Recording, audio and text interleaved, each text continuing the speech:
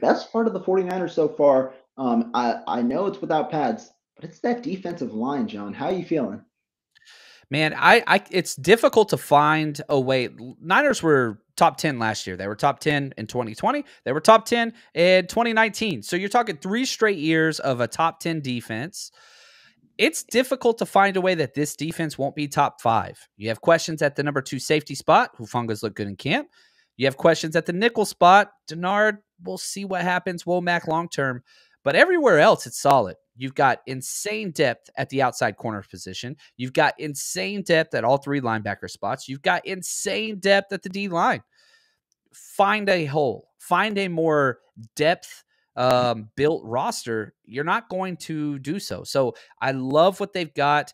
Man, if I had to bet, if I was a Vegas odds maker and you said, okay, John Chapman, what's the over under on where the 49ers would finish? I'd say 2.5.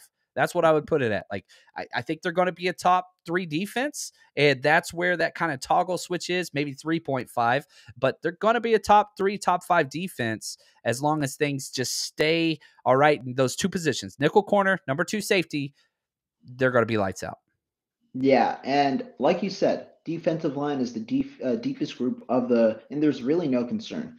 Ark Armstead reported MCL sprain today, but it didn't look like the defensive line missed a beat. There are guys to watch on that defensive front at both edge and on the interior. I know everybody wants to hear it, so I'm going to say it. Defensive edge Drake Jackson, he has looked good. He has looked good in the 2 days. He looks like he might be one of the better players for the 49ers on that defensive line. Charles Omeni, you got first team snaps. Kevin Givens as well. Kevin Givens is that underrated guy. I think he's DT number 3 behind Armstead and Kinlaw this year. He has looked good. I think he's in line for some extended snaps as a pass rusher potentially when obviously those rotations go in place. But really, there's just so many guys. I think Givens has looked good. I think Hurst has looked good. Obviously, Bosa and Armstead will look good in their time playing. And Drake Jackson has looked good as well. So we'll see how it continues. Just so many bodies. I was amazed because even you're talking about the 11th and 12th guys on the roster. Robert Nikombiche had a sack and a half yesterday. So like he even looked good. It's like crazy how everybody on the team is contributing on that defensive line. I don't know how that 53 is going to shake out, man. I really, really don't. And it's going to be fun to see. Do you keep 4 interior and 6 DNs? Do you keep 5 and 6? Because I think they're going to keep 11.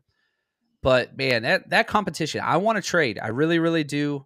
I want to combine a pick. I've been saying this forever, but I want to package one of these D linemen in a 6th to get a 5th or a 4th round for next year's draft. Like that's just the way I see it. You got 11 picks coming back next year, but the depth is just insanity.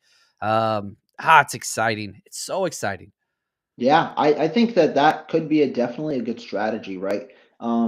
Because there's so much depth and so many good players on this team. I think that could be a thing that the 49ers linebackers, defensive tackles, that's where I think they might look to try and move a couple of these guys because they have depth and they're quality players that will probably get claimed if they get cut or sign elsewhere if they get cut.